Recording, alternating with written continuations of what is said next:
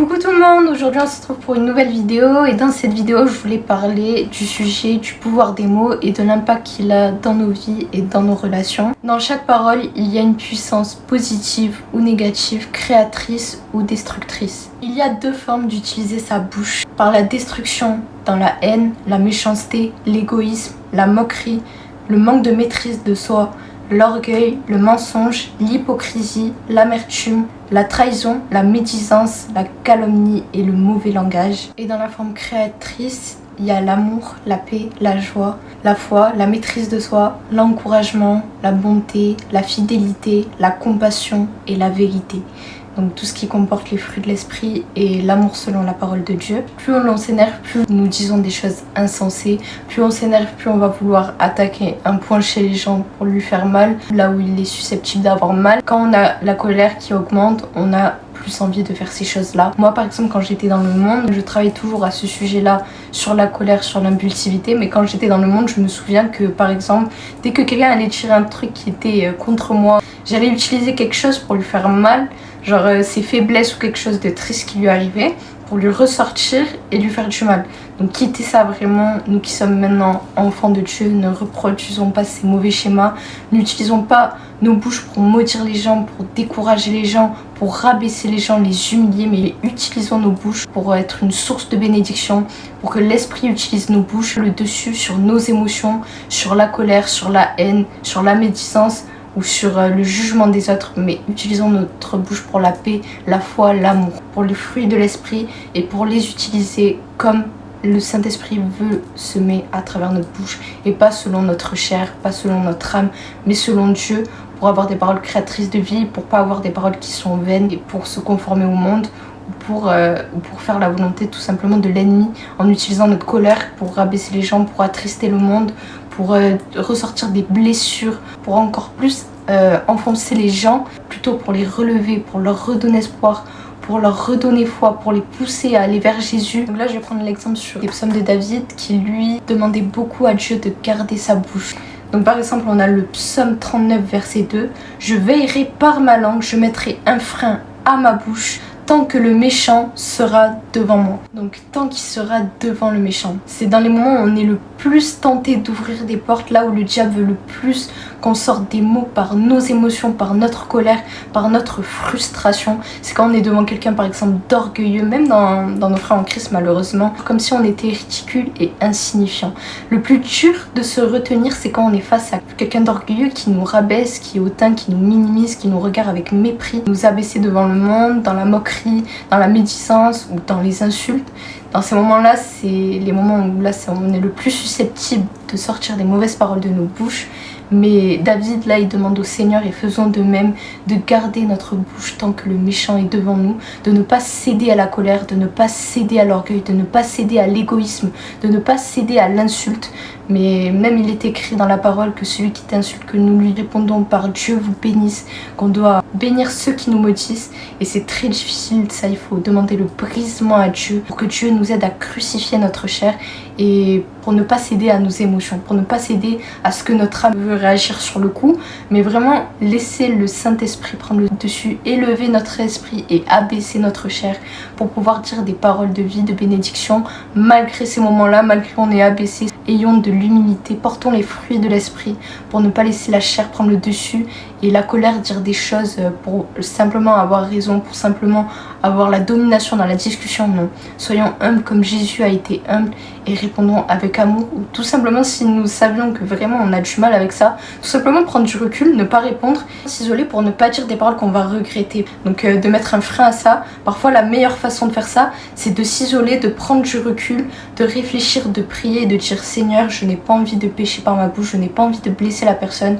je me réfugie en toi et je m'isole, je fuis cette situation pour ne pas pécher contre toi. Donc si vous vous sentez pas capable de répondre avec humilité, tout simplement fuyez et réfugiez-vous en Dieu. Après je sais que dans certains cas ça peut être compliqué, peut-être ça peut être dans votre lieu de travail, dans votre lieu d'études ou vraiment quelqu'un à qui vous ne pouvez pas vraiment échapper, quelqu'un de votre famille, de votre maison.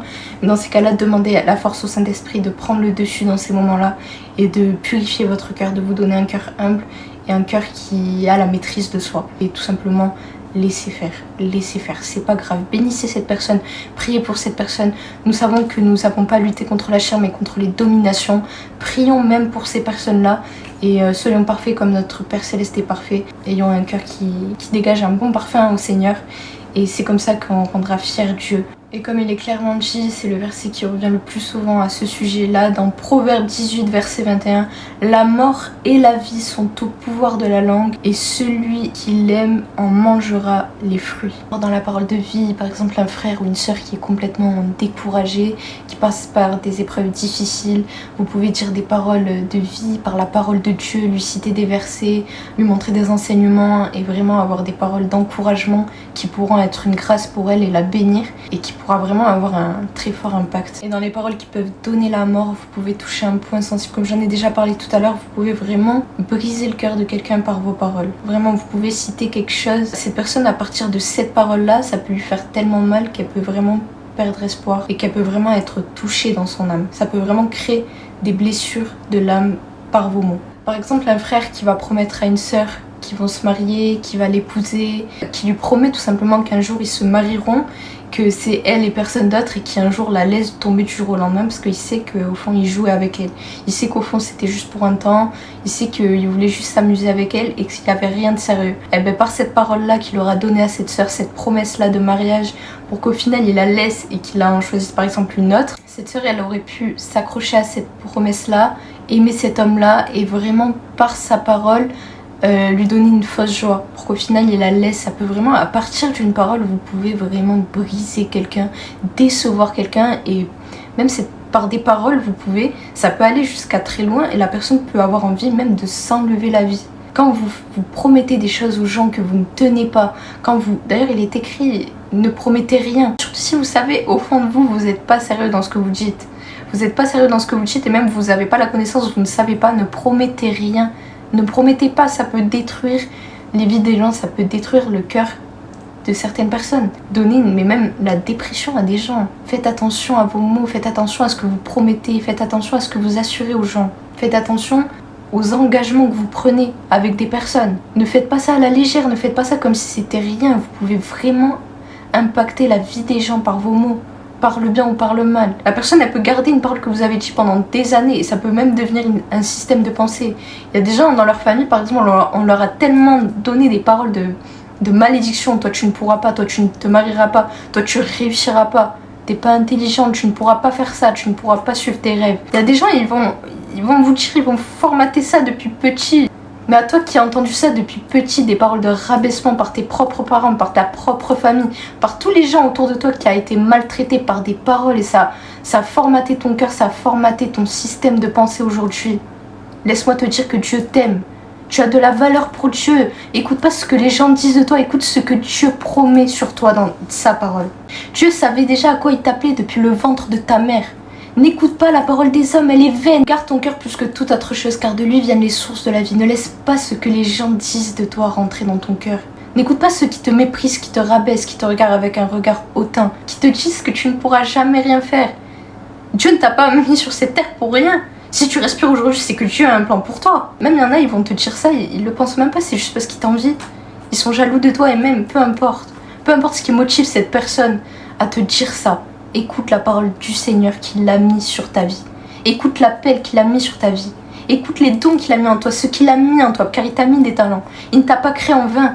Il t'a créé pour impacter, il t'a créé pour faire des choses pour sa gloire. N'écoute pas les gens, n'écoute pas ceux qui t'ont formaté, même si c'est tes parents. Même si mes parents m'abandonnent, l'Éternel me recueillera. N'écoute pas n'importe qui, n'écoute pas ceux qui te rabaissent. Vraiment, remplis ton cœur de la parole de Dieu. Remplis ton cœur de ce que Dieu dit de toi. Ne laisse pas les gens entacher ta source de vie. Par leurs mots, par ce qu'ils pensent de toi. Ça ne vaut rien. Écoute ce que Dieu pense de toi, écoute ton Créateur. Je sais que c'est plus facile à dire qu'à faire.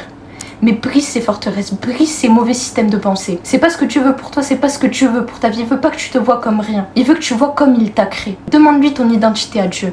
N'écoute pas les hommes. N'écoute pas ceux qui te minimisent, qui te décrivent comme rien. Parce qu'ils ne savent pas. Ils ne savent pas ce que Dieu a mis dans ta vie. Ils ne savent pas ce que Dieu a mis en toi. Garde espoir, garde foi et n'écoute pas ces mauvais systèmes de pensée. Vraiment, c'est un processus, mais brise ça dans le jeûne, dans la prière. Demande à des frères, à des sœurs de te soutenir dans la prière. Et ne te laisse pas vivre avec ces mauvaises pensées-là. Par les mots des mauvaises personnes, par des mots qui ont été inspirés par des mauvais esprits pour justement que tu aies ce désespoir-là et que tu ne te vois tellement pas comment Dieu te voit que tu n'arrives même pas à accomplir ce que Dieu veut. Tu es grand, tu es grande, tu es choisi par Dieu. Dieu t'appelle. Galates 6, verset 7. Ne vous y trompez pas, on ne se moque pas de Dieu. Ce qu'un homme aura semé, il le récoltera aussi. Donc toi qui auras semé dans les bonnes choses, tu le récolteras tôt ou tard. Celui qui sème dans les larmes récolte en chantant. Et ceux qui auront semé dans la médisance, dans la jalousie, dans l'envie, qui t'ont rabaissé, ils le récolteront eux aussi. Ne t'inquiète pas, on a un Dieu fidèle, on a un Dieu juste. Par la bouche, c'est vraiment une source de puissance parce que par la bouche, Dieu nous a donné autorité de marcher sur les scorpions et les serpents, de guérir au nom de Jésus-Christ, de déclarer des paroles de vie par la parole de Dieu, de chasser les démons, par les dons de l'esprit, par la prophétie, par les guérisons, par la parole de foi pour encourager les autres, par les paroles de connaissance et par les paroles de sagesse. Nous pouvons poser des actes de foi, des actes de grâce, d'action de grâce, et par l'adoration, par la louange, même dans les épreuves, rends grâce à Dieu. Ça a une puissance dans le monde spirituel, malgré l'épreuve. Tu ne changes pas ta louange à Dieu, tu ne changes pas ton adoration à Dieu et ça aura un impact, ça a une puissance extraordinaire et Dieu te le rendra. Par ta parole, encore une fois, ça a pouvoir de vie, de mort et ça peut conditionner ta façon de penser, ton cœur et même ta direction dans la vie. Peut-être que Dieu voulait que tu sois quelque part et tu as tellement déclaré des mauvaises choses sur ta vie que le diable a pu avoir une porte d'entrée par tes paroles, par ta bouche et pouvoir te diriger là où tu ne devais pas être. Peut-être te bloquer dans des situations pour que rien n'avance parce que tu as déclaré de ta propre bouche que Dieu ne t'aimait pas, que Dieu t'a laissé, que tu es peut-être maudit, que tu ne te marieras jamais, que tu ne réussiras jamais. Et par ces paroles-là, ça laisse des portes ouvertes et ça laisse un droit aux esprits de pouvoir bloquer certaines choses parce que tu l'as déclaré par ta propre bouche qui a une puissance. Ne déclare pas des choses sous le coup des émotions. Tu as peut-être appris une mauvaise nouvelle, tu es peut-être très triste en ce moment, tu vis peut-être un deuil, une épreuve, mais ne laisse pas le diable se pouvoir-là. Ne déclare pas des mauvaises choses sur ta vie.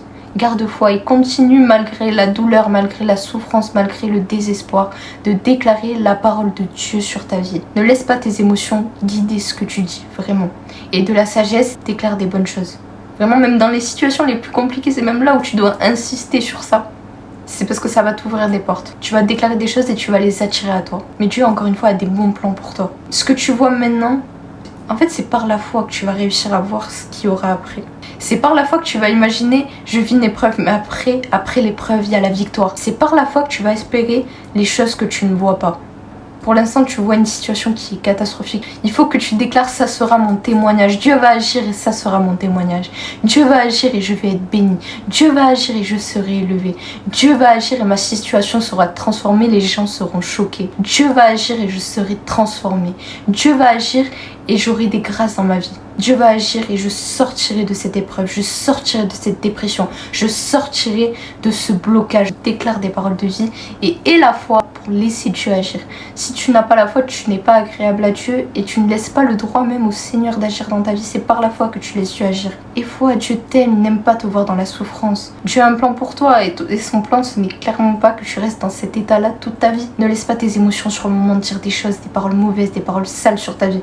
Parce que c'est dans ces moments-là que le diable va le plus vouloir te formater un esprit, te faire croire des mauvaises choses et te faire croire que tu vois, Dieu t'a laissé, tu vois, là tu ne peux pas, tu vois, là t'en es pas capable. Tes parents avaient raison, ta famille avait raison. L'épreuve ne va pas durer toute une vie, elle va te former, elle va te préparer, elle va te forger ton cœur. Pense à ça, à chaque fois que tu as une épreuve, la force tu vas la trouver en Dieu. La joie tu vas la trouver en Dieu, la paix tu vas la trouver en Dieu et l'espérance tu vas la trouver en Dieu. Ne te réfugie pas dans les choses de ce monde. Peut-être à toi qui vis une épreuve que Dieu est près de ceux qui ont le cœur brisé et de ceux qui ont l'esprit abattu.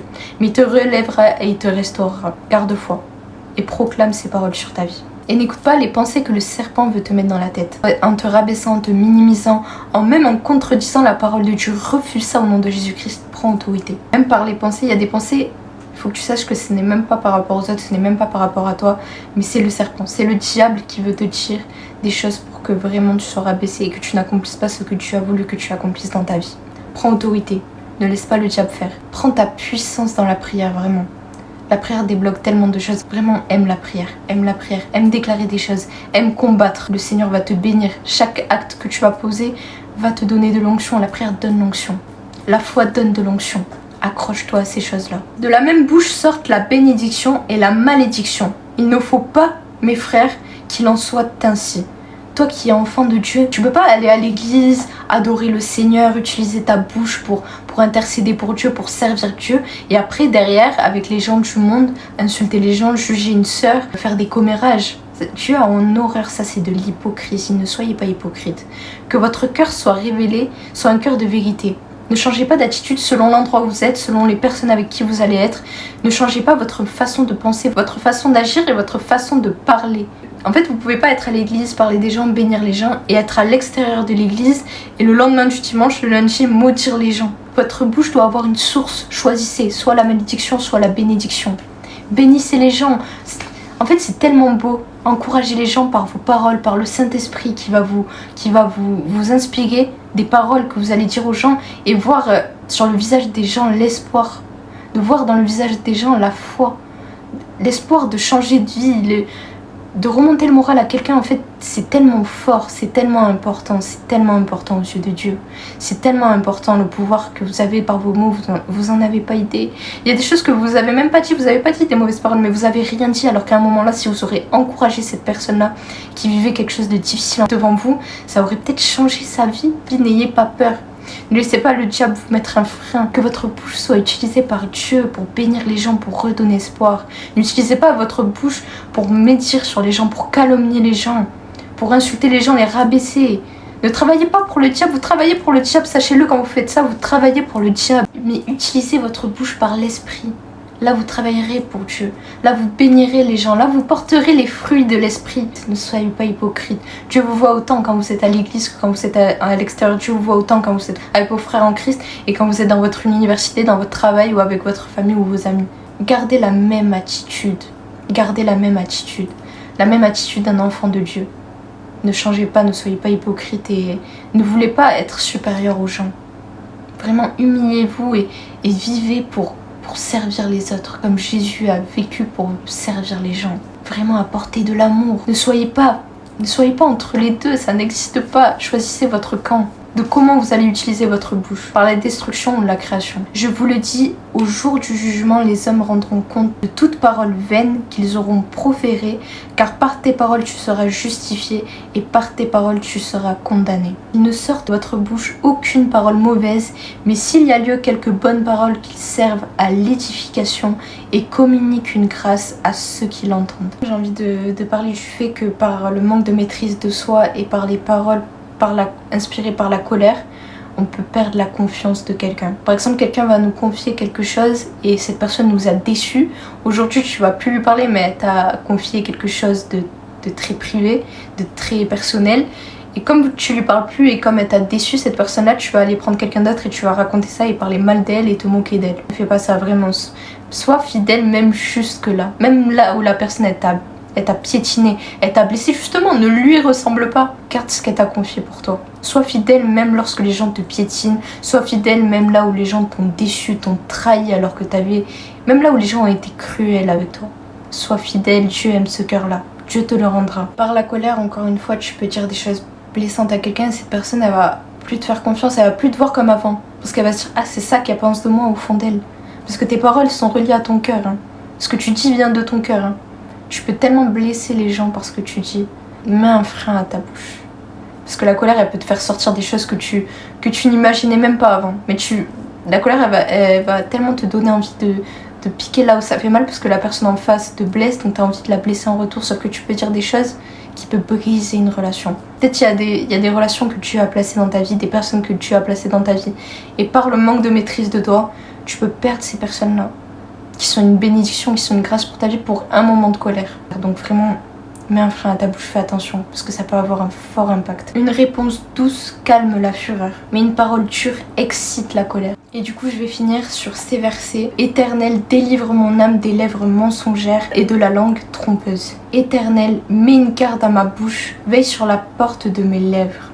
Tel qui parle légèrement blesse comme un glaive, mais la langue des sages apporte la guérison. Donc voilà, j'espère que ça vous aura édifié. Je prie que le Seigneur garde notre bouche à tous, que le Seigneur nous donne un cœur doux, un cœur sage, un cœur humble et un cœur qui a la maîtrise de soi, qui porte les fruits de l'esprit. La vidéo touche à sa fin, merci de l'avoir suivi jusqu'à maintenant. Que Dieu vous bénisse abondamment et n'oubliez jamais de répandre l'évangile, de répandre la parole de Dieu, même de rappeler à votre prochain la parole. Et on se retrouve pour une prochaine vidéo. Que Dieu vous bénisse.